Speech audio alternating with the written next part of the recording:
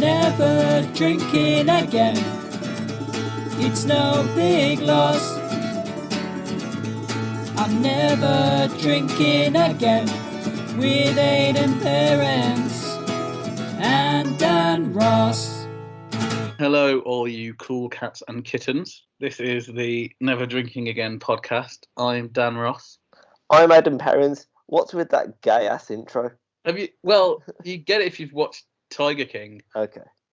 The crazy lady on Tiger King used to do vlogs, and that's how she started them all. Okay. And gay ass, come on, it's 2020. Stop your hate speech. I don't know if it is, because I'm not saying it's a bad thing. Oh yeah, you didn't. Well, but it was more flamboyant than usual. Yeah, it wasn't just hello. Yeah, it was more flamboyant. But yeah, so welcome to the Never Drinking Again podcast. It's a podcast where we normally invite guests on to talk about their ideal night out, but nights out don't exist anymore. So we're having a little break and talking about various topics that interest us. Yeah, very much our shared interests. Yeah, so we had football last week. Yeah. We had our own show as well. That's one of our shared interests that we talked about. And now we're talking about the world of comedy. Yes, because as well as being world-class bartenders, I'm also a world-class comedian, isn't that right, Dan? And I sometimes go too. Yeah, we've both done a bit of stand-up in the past, and are just general fans as well. Yeah, I think that's... I mean, you're not going to get up on stage and do stand-up comedy if you've not sort of grown up loving the world of comedy. Yeah, well, I remember when I was, 12 or 13, and I first found out that that's a job. Yeah. I was like, what? That's an actual job you can have. I remember watching Monty Python for the first time about like 10 or 11 and like seeing adults be silly. And I was like, because I'd only ever really watched like kids comedy programs before that. Yeah. So I was like, it was just something kids did. And then I saw adults doing it. I was like, oh my God. Yeah, I think that's obviously I watched lots of kids TV, which was funny, but it wasn't like stand-ups. And then I saw some stand-up or like a comedy panel show or something. So adults can be funny and get paid for it. Yeah. Because like before that, your main exposure to adults is like teachers or parents, and they can be funny, but I think their main aim at that time is to to try and shape you into the sort of person that doesn't want to go and be a comedian. Yeah, doesn't want to end up as a bartender and comedian. maybe more lucrative alleys. Go off to university, guys. It'll be good. Okay. We did that, but we did that. Yeah. Yeah, we did that. And now we're dicking around. University does not work. That's my takeaway. I agree. But that's a discussion for another time. Yes. We can talk about that with experts on further education. So, one question I get asked, or like one thing, like when you tell people that you do stand up, they're like, "Oh, you're so brave. How do you do it?" Yeah. I get that. I get that quite a bit. Nerve-wracking do you find it? It is really nerve-wracking. I think part of it is like being funny is a desirable personality trait in like a friend or a person. So to basically go up there and be like, "I'm funny, listen to me for 5 or 10 minutes, however long it is you're going up." It is properly putting yourself out there, because you're saying, "Oh, I have this desirable personality trait."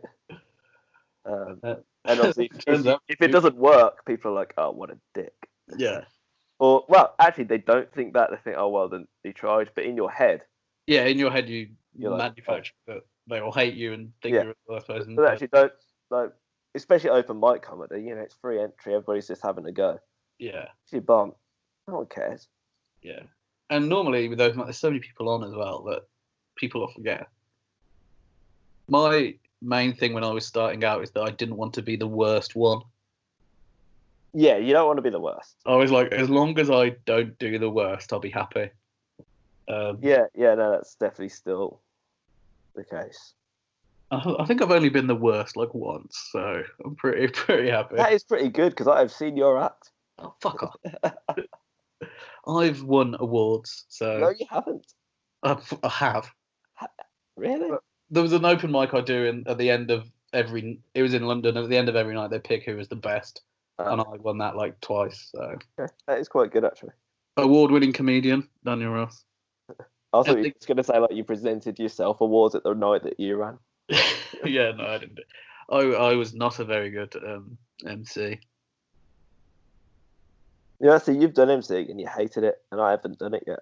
To be fair, it was less. I was supposed to do it in May, but that's not happening. May doesn't exist anymore. It was less the MCing and more the organising of everything. MCing can be quite fun because you just sort of wing it in a. Well, you're probably not meant to. This is Dan's crash course in how to MC.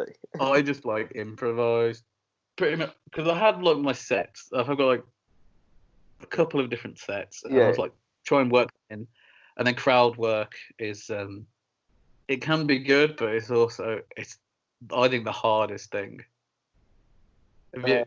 You don't do much crowd work? I don't do crowd work at all. Yeah, it's because it can sometimes be like, oh, so what do you do for a living?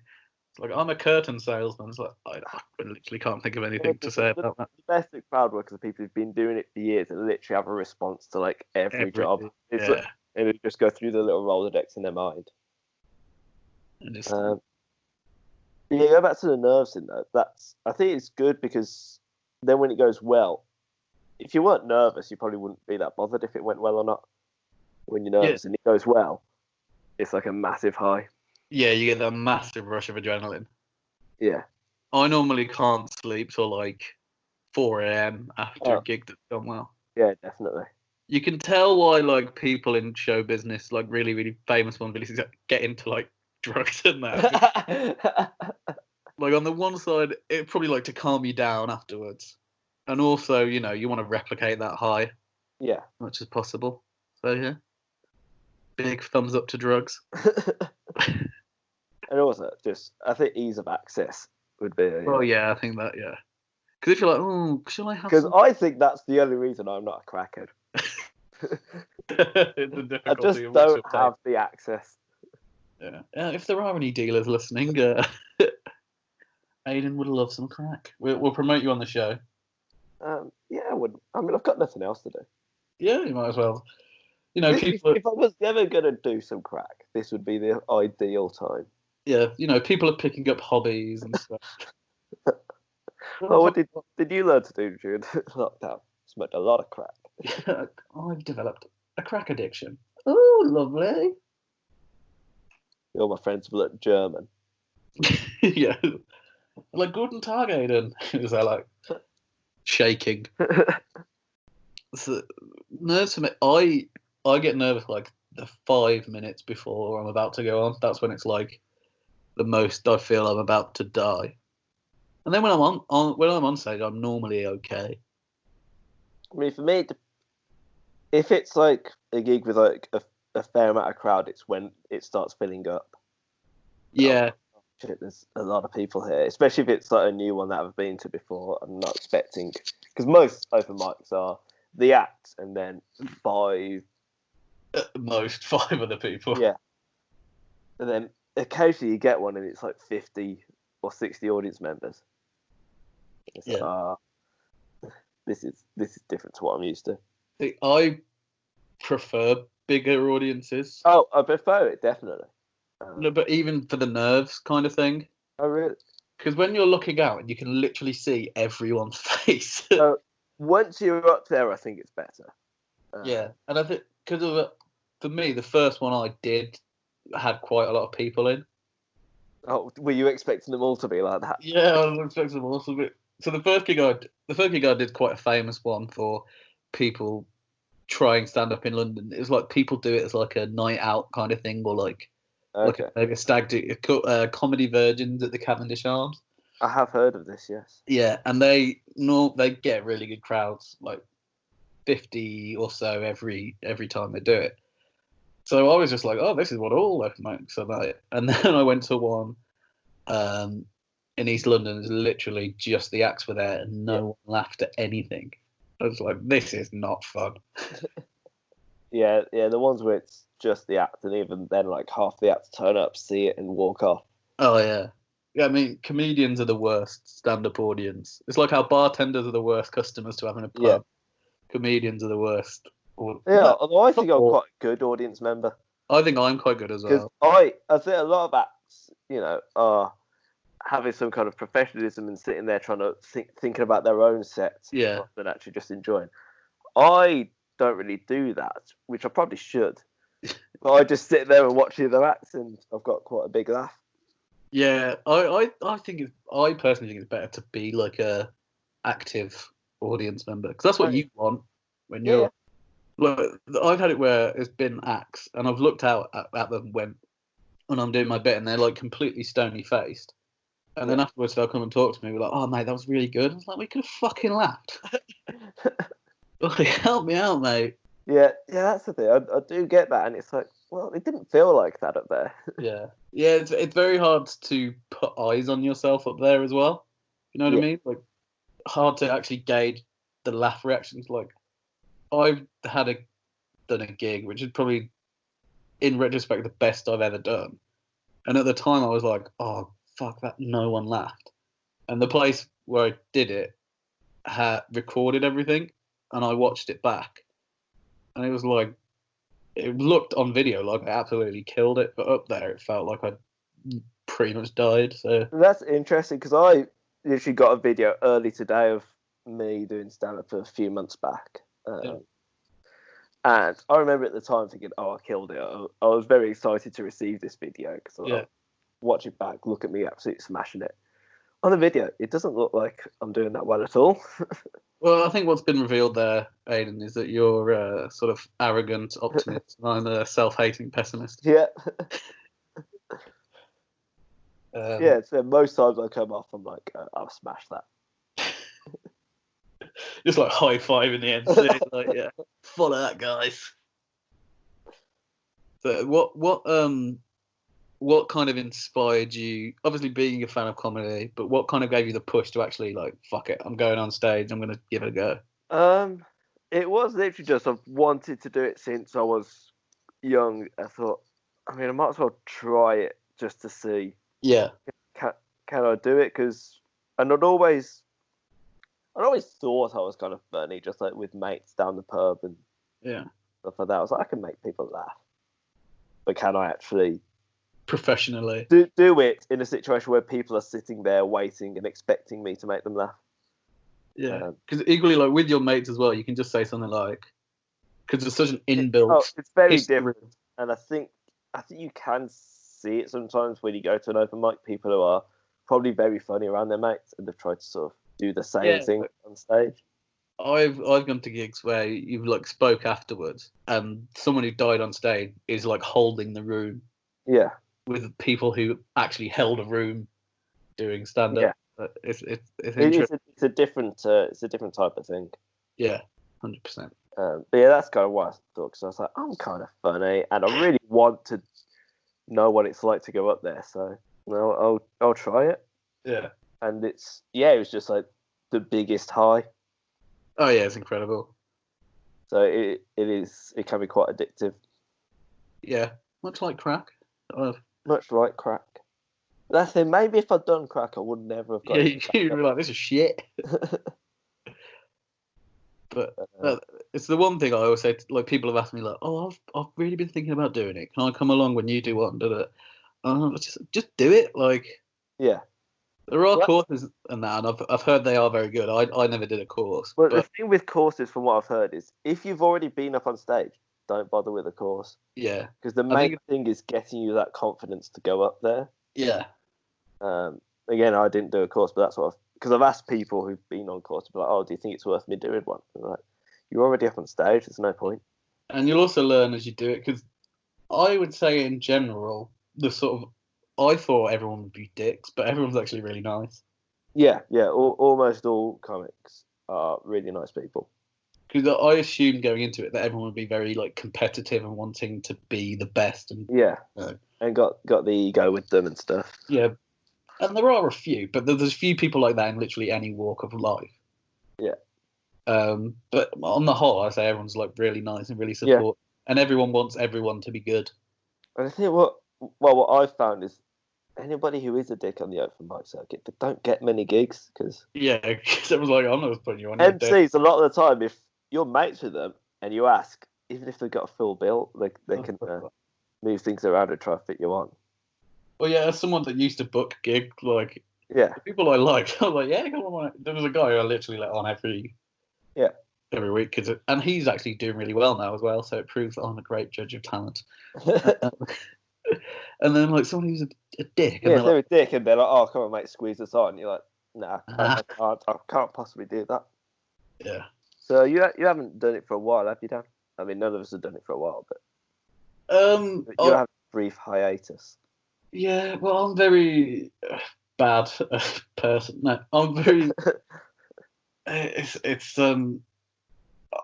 difficult for me. I mean, you're gonna mock me for this, but because I work in a pub, it's difficult because I'm working most weekday evenings, which is when.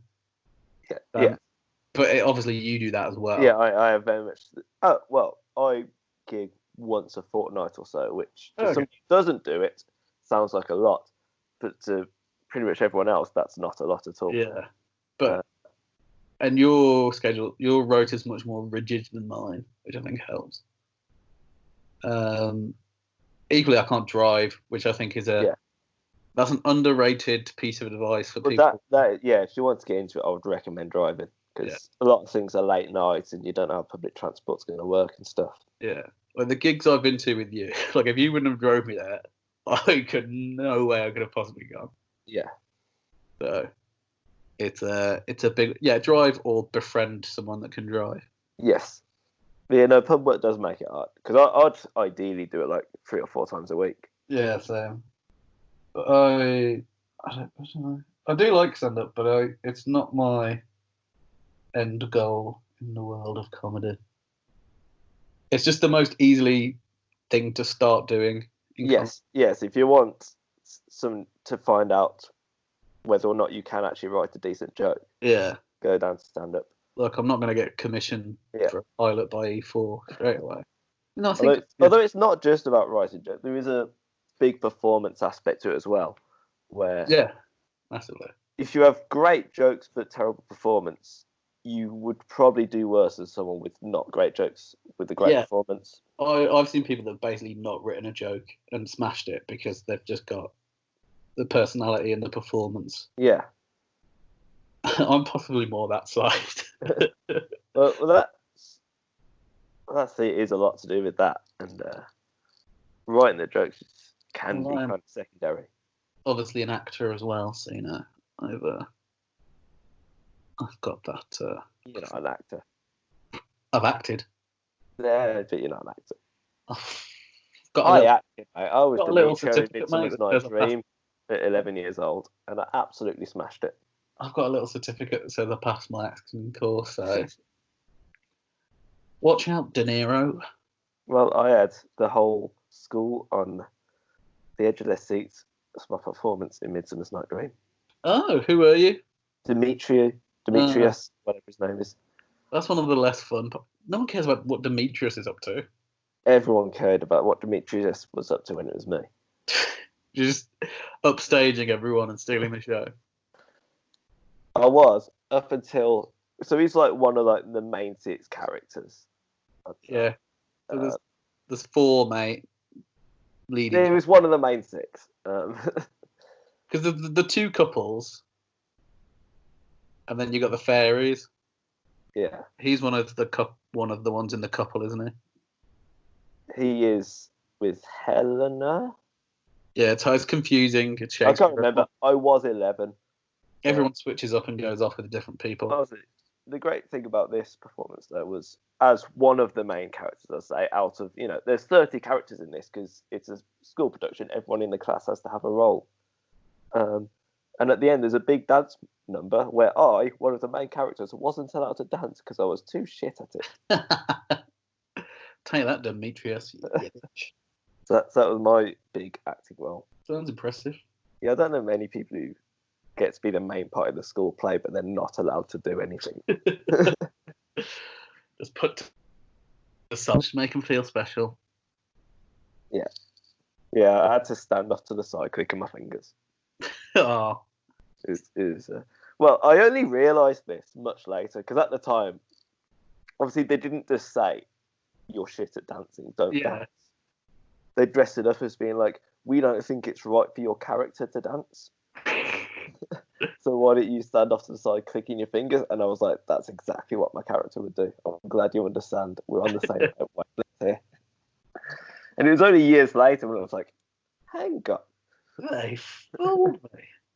Just ran back to your primary school. Those tricksy teachers. I can dance. Just bust a few moves on them there and there. I mean, if anyone has seen me on a night out, they will know I cannot dance. I've seen you. You're not the worst dancer I've ever seen. No, I'm not the worst dancer that we have been out with. No. I think we both know to whom we are referring. Yes, but I'm certainly up there. We've rarely been on nights out where people have been dancing. That's true. Then we went to Coyote Ugly. Everyone was dancing. Yes. And we also were playing dares. that was a silly night. We won't go into the details because we're very grown up. So we've decided to play dares. This is the grown up podcast where we're talking about mature opinions on comedy. I just love the image of like being in a bar at like 11 o'clock and everyone's off, like flirting, talking to girls, and then we're just in the corner snickering, doing dares. That is what it's like on the night out with me. I've got no interest in talking to strangers. So much like I'm just here to have a giggle. And the giggle we did have. Yeah. Also about comedy, I've been watching a lot during lockdown because I've got nothing else to do. There's nothing else to do, and there's loads out there. There is a lot of comedy in the world. What in particular has taken your fancy? In particular, I mean, I'm going to list some things here which I watched well before the lockdown, but some I've rewatched, some I just remember as being great. The most recent one was probably Taylor Tomlinson's Quarter Life Crisis. Okay, so are these all going to be stand-up shows? This is a stand-up show. Yeah, the ones that I wrote a brief list of in preparation for this 5 minutes before we started. Of just things that I could remember. Very good. Yeah. Very well prepared. Yeah, I take this seriously. Yeah, so she released hers early April, late March, something like that. This on Netflix? These are all on Netflix, yeah. And I'd highly recommend that.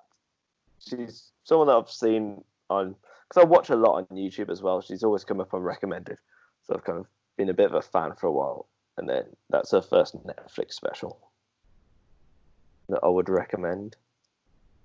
If anybody's bored during the lockdown and wants to watch things that I like. It's a good recommend. So what's the name again? Taylor Tomlinson, and it's Quarter Life Crisis, which is very funny because obviously people would normally say midlife crisis. So, first joke right in the title. I've done that joke in my set before. Well, not quite to that degree. I've said I'm having a midlife crisis. Yes, but what she's done, you see, is because that's a common phrase, and she's slightly changed it. Oh, no. I get the joke, Hayden, but I make the joke that I'm having a midlife crisis because even though I'm in my 20s, I'm so unhealthy that I will die young. It's a funny joke. Yes. No, I remember that one. Yes, that was very funny. Yeah. So another recommendation would be nice. Yes, watching like one of your clips on YouTube or something. Yeah, I think Dan Ross at the Giggle Factory or whatever. It's. I don't think I've played the Giggle Factory, but yeah, I think what? We'll talk about professional comedians. No, Rather. let's just talk about comedians instead. I've got one clip of me at the Bush and one clip of me at Comedy Virgins that are on YouTube, to my knowledge. The Comedy Virgins one on YouTube, was that your first time doing it? I don't no. I did have that would be a bold move, putting your first ever stand-up. I had my first set on YouTube for a while, but then someone was like, take it off because it's shit. No. They were like, you don't want your first to be a representation of what you are. Yes. Well, my first set was probably actually the best I've ever done, so it's just all been downhill. It was gradually worse. I do feel like that sometimes. But it's one of those things, it's like, the more you know about something, the less likely you are to think you're good at it, if that makes sense. But also, like, because some of the jokes that I still do, they've been in my set for a while in various forms. Yeah. So I know them now, so if I watch a recording back, I know all the jokes, so I don't find them. I no longer find them funny. Yeah, it's just a sentence now. Yeah. Any other recommendations? Yeah, it depends how long we want to go for. I could literally just go through pretty much everything on Netflix and be like good, bad, bad, good. But obviously, I think I've mentioned on this podcast a number of times that I'm a big James Acaster fan, and he's got a collection on Netflix called Repertoire, which all kind of link in and weave in together. That's four. That's four stand-up sets with a sort of theme going through them, so it can be watched as like a 4-hour stand-up set. Oh, is that where he or she comes from? That another? I'm trying to think if that is in one of them. I don't think it is in one of those, actually. That's one of my favourites. Yeah. He's got a very great bit on the British Museum in there. Okay. I like the British Museum, so I'll look out for that. Yeah, and some excellent jokes about the Chilean miners. Which now, because of how many times I've watched it, I now know the names of about 4 Chilean miners. Wow, that's impressive. The only really one I know anything about is the one whose wife and girlfriend turned up to see him. Oh yeah, there's that one. There's also the guy who, after when they all got out, they all gave him a wheelchair, and he went, "I won't need this, but my wife will." What a lad! No, going through all that trouble and then just deciding to be a big lad. Who else have we got? We've got one of my favourites actually that I've seen is Michael Che Matters. Okay, from Michael Che, who's SNL. Yeah, he's the head right now. Is he still? Because he was. I don't know if he's still out of date. Him and Colin Jost are the head right. He's with Scarlett Johansson, isn't he? Yeah.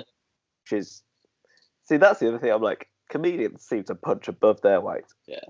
I mean, head writer of SNL and married to Scarlett Johansson, or at least going out with Scarlett Johansson. That's a pretty enviable life. Yeah. And he's a good-looking guy, but he's nothing like outstanding. He also had a match at WrestleMania. He had what? Oh, did you not hear about this? So not this WrestleMania, which was behind closed doors, the last one. Michael Che and Colin Jost had like a feud with a wrestler called Braun Strowman, who's like 6'11" and 350 pounds. Where like Colin Jost kept accidentally making fun of him, and Michael Che was like, "Shut up!" And then they were in a battle royal, like an over-the-top rope match, and Braun won it, but Michael Che and Colin Jost came second and third. Okay. Yeah. Well, that's a fun fact. It's funny because WWE kept promoting SNL on their show. SNL, no mentions whatsoever of WWE. Well, anyway, Michael Che has a stand-up special, and I think it's excellent. He's also given people a load of money to do with COVID, so he seems like a nice bloke. He does seem like a nice guy. His special was 2016 or 17, I think. Yeah. So I'm not sure how it's aged, because I remember there's a few topical points in there. So I'm pretty sure it's pre-Trump, I think. Oh, okay. I'm not 100% on that. But that'll be 2015. 2016 is when Trump got in. Yeah, but that was late 2016, wasn't it? Yeah. So November elected. So 2016, it would have been like the build-up to the election. Yeah, because I remember he talked about him, but I think he was talking about him as if like he's not the president, but he's he's running. Yeah, it's mad. Until now, like 2016 was like the weirdest year. Yeah, remember we were like, things aren't going to get worse than this. Yeah. Was that the year that everyone died? Like, all the celebrities? No, 26. I think there were a few celebrity deaths, and it was also Brexit and Trump. Yeah. So it was like. And Leicester. No, it was Leicester 2016 as well. I think. Yeah, because there was something like if you put £1 on Brexit, Trump, and Leicester winning the league, you'd be like a millionaire. Multi-millionaire. Yeah. But yeah, I saw a funny sketch on YouTube. I can't remember who did it, so I know we're shouting people out, and I'm going to mention their sketch and steal their joke, but not mention their name. But it was like she saw herself from 4 months ago. Oh, yes. Jenna something. Sure, if I Google it. You talk through it, and I'll have a Google. Yeah, and basically the bit that really made me laugh was the her from January is like, what happens with this Australian wildfires? I feel like this is going to be the thing that defines 2020. And then her version of herself from now is like, oh shit, yeah, I forgot about them. Yeah. So, it's a pretty big deal. You're going to redefine pretty big deal. Yeah. It's Julie Nulk. Yes. N-A-A, Julie Nulk. And the video is, what would happen if I tried to explain what's happening now to the January 2020 version of myself? And it's very funny. Yes. For a quick, I am dreading all the comedy after this. Oh yeah, I mean, it used to drive me when I started. Every single person did a joke about Tinder. Yeah. Oh no, that is still going on, Dad. Don't you worry. But like, no one even uses Tinder anymore. Move on your acts, guys. Tinder and Trump. When I started, it was just Tinder and Trump. Yeah, I don't think things have changed that much in the last few years. That is the thing. Sometimes, like, I think of like a clever observation about online dating. I'm just like, I just can't do it. It's almost, even though I don't think it's been done, it probably has been done. There's no way I'll ever do a joke about. And it's not even that, like, I'm like, oh, it's just everyone does it, and it's and will probably do it better than me as well. So. Yeah, that's the thing. It's like, it's not the greatest observation. So either somebody's already thought of it, or somebody's done a routine around the subject, but better. Yeah. But anyway, Michael Che, definitely recommend him. A similar vein to Michael Che, something to watch. This is on YouTube. The Eddie Murphy episode of SNL from Christmas is one of the funniest things I've ever seen, and all the sketches are on YouTube. So I might have to look into that. Yeah, we're like, because Eddie Murphy, we've always known Eddie Murphy, but he wasn't at his best around our lifetime. The 80s, when he was really like the best comic in the world, and then he kind of started making like kids films and stuff like that. Yes. It makes you a lot of money, so you can't really. He was a great stand-up. Then he made his millions elsewhere. Yeah, but he obviously started on SNL. He was SNL's youngest ever cast member, and then he came back last year to host. And it was like, fuck, Eddie Murphy is hilarious. Like, I was watching it, I was like, I've known Eddie Murphy forever, and always thought like, oh yeah, Eddie Murphy's quite funny. And then I watched it, it's like, Eddie Murphy's the fucking funniest man alive. It's so good. And SNL as well can be like really, really hit and miss.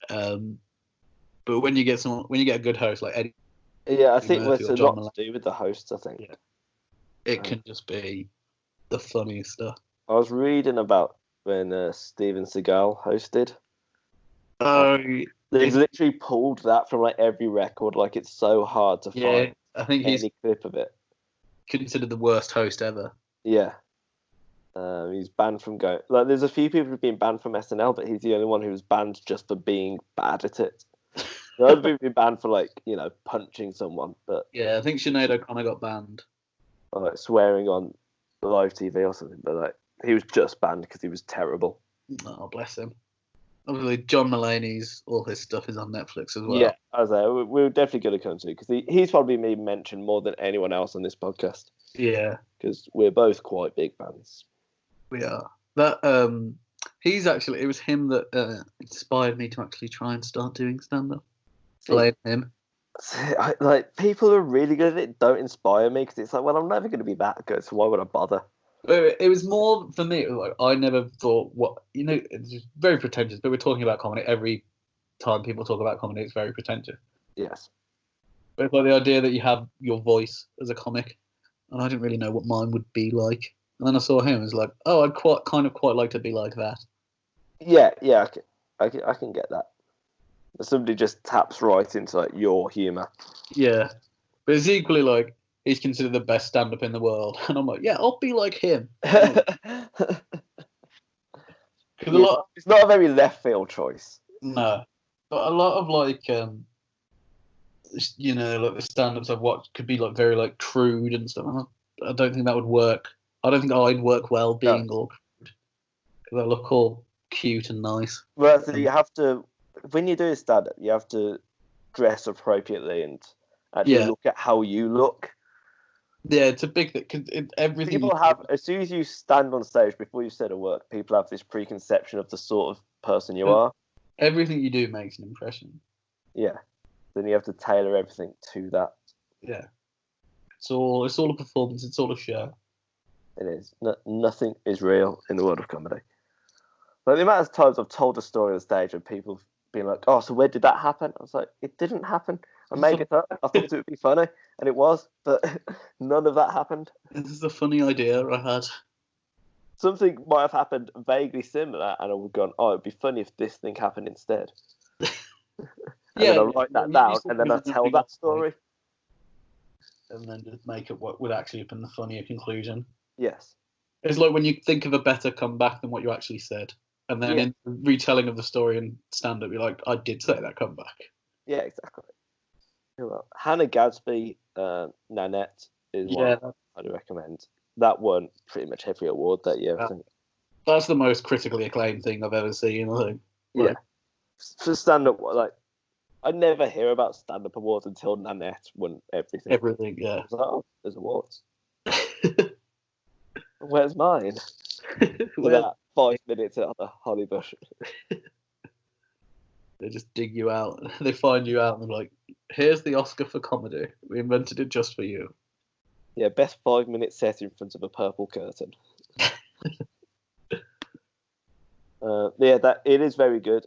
And that was the first one I saw of this new trend where the whole show doesn't have to be funny. A thing I've found in a few specials recently. It's like it's mostly funny, but there's like a deeper. The main goal of it isn't just to make you laugh. There's like other motives there. Whereas, for example, John Mulaney and James Acaster, they seem to be just make you laugh for an hour. Yeah. Whereas Hannah Gadsby, Nanette, and a few others on my list have a different tone. Okay. Such as Neil Brennan, who used to write for the Chappelle Show. Oh, yeah.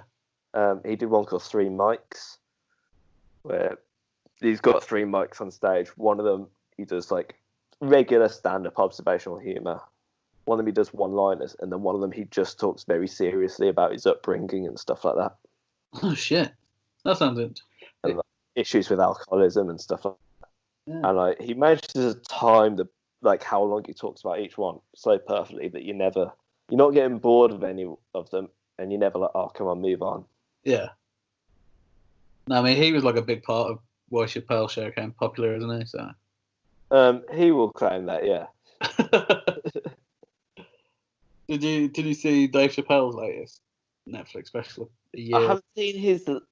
Well, actually, I saw a bit of Sticks and Stones, which I think might be his newest one. Yeah.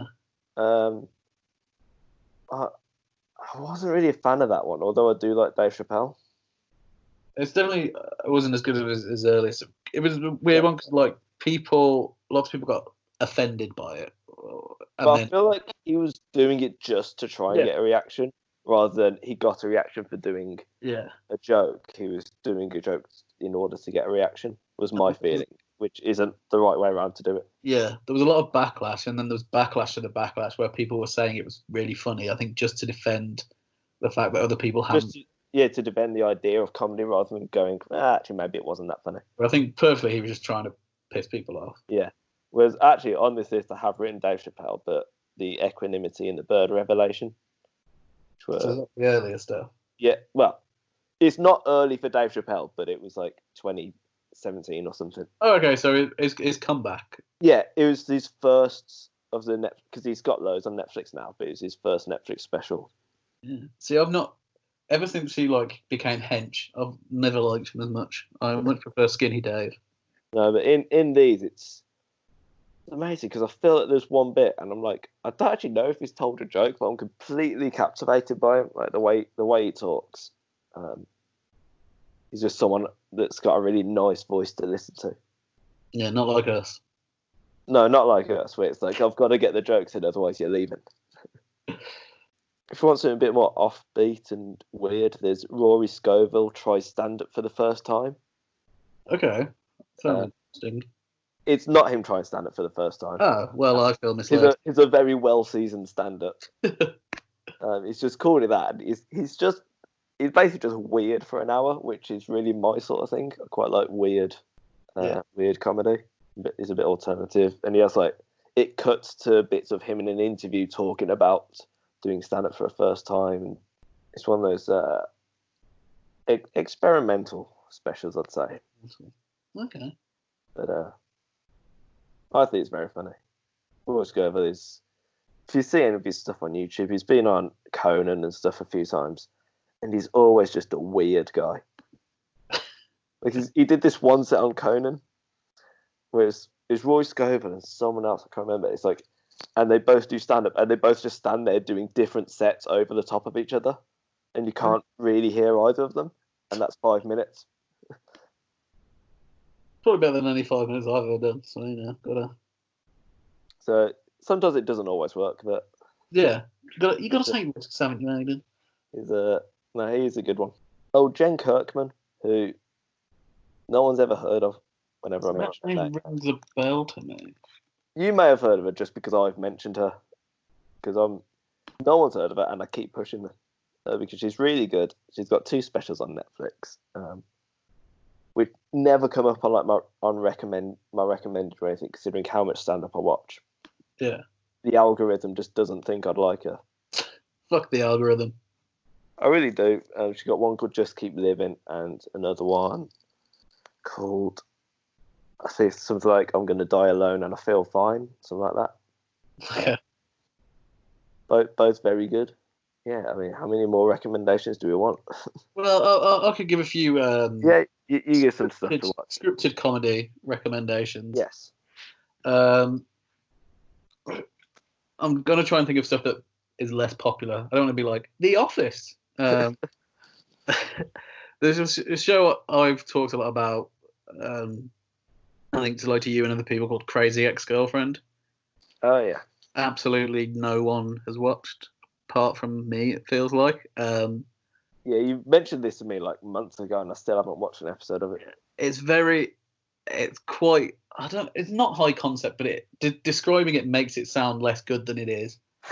But it's a musical comedy about a woman who travels from New York. She basically leaves her job in New York to go move into the city where her high school boyfriend lives, to try and win him back. Okay. And it sounds shit, but it's about mental health as well. And okay. The songs are all the songs are ridiculously catchy and get in your head. Oh, it's a musical thing. Yeah.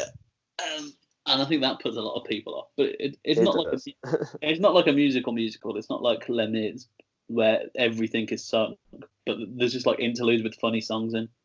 Okay, I'll believe you that it's good. There's another show on Netflix that's just come out, which I will not recommend because they stole my idea. And they have just gone on to Netflix, and the advert for Too to Handle came on. Because I was trying to think of what this show was called. Okay. It's called Beer Bros or something, but it's about. Yeah, there's a sitcom about a brewery. Setting up a craft brewery, and I was like, I was going to do that. it doesn't look great from the Yeah, trailer. that's what I always think. It doesn't look very good. It's like if you're going to take an idea that I was going to do, at least be classic. I don't feel too resentful. There's another really good like American sitcom that no one watched called Happy Endings. Oh, I feel like I've seen. Is that the one with one of the Wayans guys, Damon Wayans? Yeah, Damon Wayans Jr. is Yeah. it? Yeah, that was. I can't believe that wasn't more popular because it was. I enjoyed that. It was like, I think it was just a bit too offbeat for people. Yeah, I mean, it is quite. From what I remember, it was quite kind of twee and. I don't know, it was quite weird. It was like, it started off, it was very kind of like Friends, How I Met Your Mother. Yeah. But then I think when like viewers they weren't getting the viewers anyway. They were like, fuck it, let's just be really weird. And it's very like talky, and there's lots of jokes you might miss the first time round. Okay. That's something that should have been a lot more popular than it is. So I've been rewatching recently Community. I knew you were going to say that, yeah. And I really like Community, especially the first 3 seasons of it. Yeah, I mean, Community is one of those first shows that I like really fell in love with at the time it came out. Like a lot of stuff, like The Office or Arrested Development or Curb Your Enthusiasm. Like I watched that after it already been on for a few years, just because like my age or whatever. Yes. Whereas Community, like I watched that as soon as I watched the first episode, and then I got really into it. In between is probably the only other show I've had like that, and then just kept watching it. And I forgot, like in my mind, like having not watched it for a bit, I was like, oh, it's not actually that good, is it? And then I went and rewatched it. And I was like, fucking hell, this is actually really, really funny. Yeah, until they sacked Dan Harmon. Yeah, but I mean, he was. You can say like, oh, networks are terrible, but he admits like he should have been sacked. Oh yeah, no, completely. But it's so hard to run a show without the guy who created it. Yeah, especially when it's so clearly a singular vision. Yeah, there's like a clear voice behind it that they lost. Like there's some shows I think like anyone could basically write in, but A lot of shows do. A lot of shows have numerous writers, and writers come and go throughout the seasons. Yeah, but stuff like that. Community was, I think, the most very clearly just one person's vision. Because it had that offbeat style, which is so hard to do if you don't.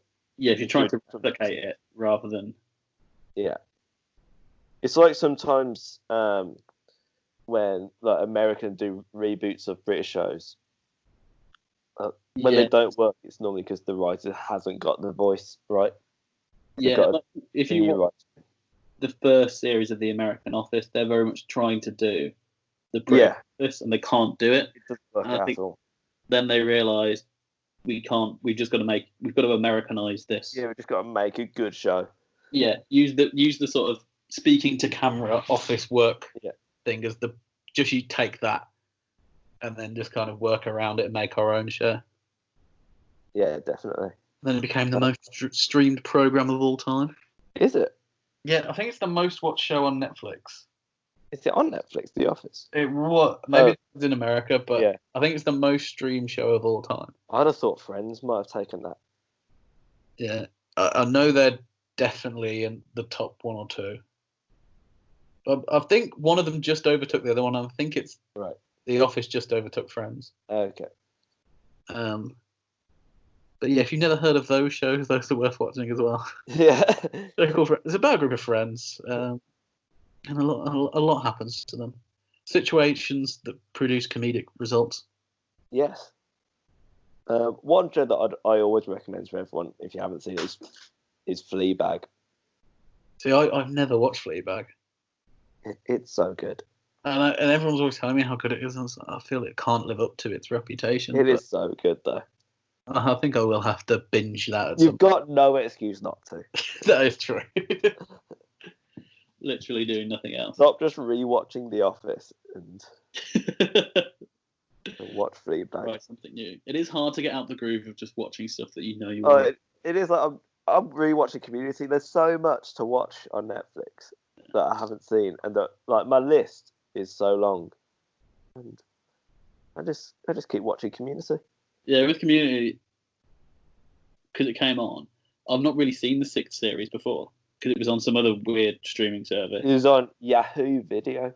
Yeah. So I was like, oh, what's the 6th series? And I was like, well, actually, I'll watch everything and work my way up to the 6th series. But we've been talking for about an hour now, Aidan. I think. Jesus.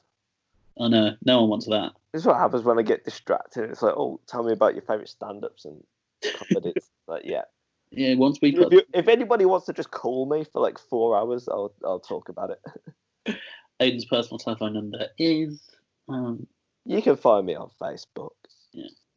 Most people listen to this know me, let's be honest. That is true. So I think that for a perfect sort of stopping off point, what is the one comedy thing people should watch in your eyes during this lockdown? If you're going to watch anything, I'd probably say Nanette by Hannah Gadsby. Okay. And I'm going to say Eddie Murphy's SNL show from Christmas of last year. All right, well, that about wraps it up. Yeah. Go off, watch those things now. Yeah, we've got no excuse not to, you bellends. Yeah, whether they'll quite live up to our unplanned ramblings. Yeah, because you just put me on the spot there, and I've got a list of things in front of me that I just picked one off. But yeah, so go off, watch those things, enjoy, and then come back next week. Actually, can I change my answer? Oh, fine. One that I didn't even mention earlier, but is probably my favourite. Yeah. What by Bo Burnham. Okay. His film as well, 9th Grade, is on Amazon Prime, and that's really good. 8th Grade, sorry. 8th Grade is excellent. Is it on Amazon now? Yeah, but I think you have to pay extra for like £2. That's what I did at least. Torrent it, guys. Aidan, you're a disgrace. That's illegal. It is, but I'm not paying $5.99 to watch a film. That's fair. And on that note of we're just recommending things. Oh, go watch this. This is really good. And then your final words are, I'm not paying for it. No, I'm not paying for it. Come on. Just bigging up the creative arts. And then it's $5.99 for a film or $5.99 for a month for Netflix. That is true. Sort yourselves out, the film industry. Yeah, either watch 8th Grade or watch literally everything else we've spoken about. It's the same price. It's a tough decision. Let us know what you choose. The 8th Grade is very good. Yeah.